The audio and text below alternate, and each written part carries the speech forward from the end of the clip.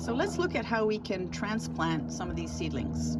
If the seedlings are in a pot where the soil is fairly dry, you can take a little bit of water and moisten the soil so that the roots are a little bit easier to pull apart. You also want to make sure that your pots that you're going to put the seedlings into are prepared in advance. There's soil in them, the soil is wet, tamped down, wet, and you've got little holes in the soil ready for the seedlings to go into. So in this case, we have some seedlings that are quite large.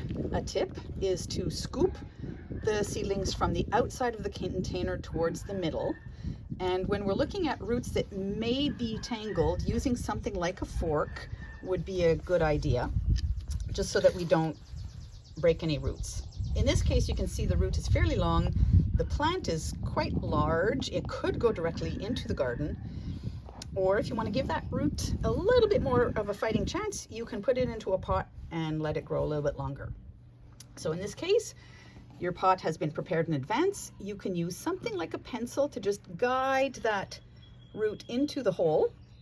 And then once the plant is in there, the seedling is in there, you want to make sure that the soil around the root is tamped down so that that root is well anchored and the seedling is upright. You don't want it falling over. So you want to make sure that soil is solid around the seedling.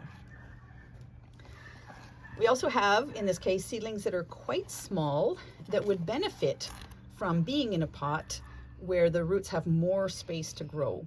So again, scooping them out with preferably something like a fork. Going from the outside of the container in is a good idea. And then if you pull out a cluster, that's okay.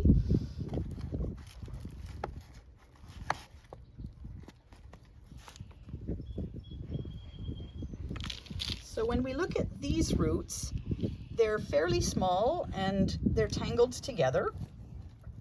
In this case, it would be definitely beneficial for the plants and the roots to be given more space to grow before they go in the garden.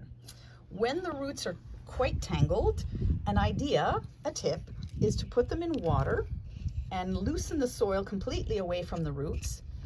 And then you can untangle the seedlings from one another a little bit more easily that way.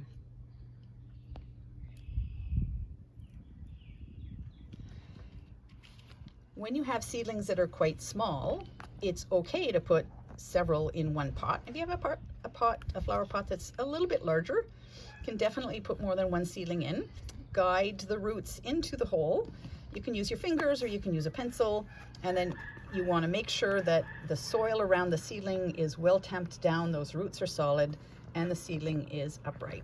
And in this case, we'll put 2 in this pot because the seedlings are fairly small. The pot's a little bit larger, so there's room for those roots to grow.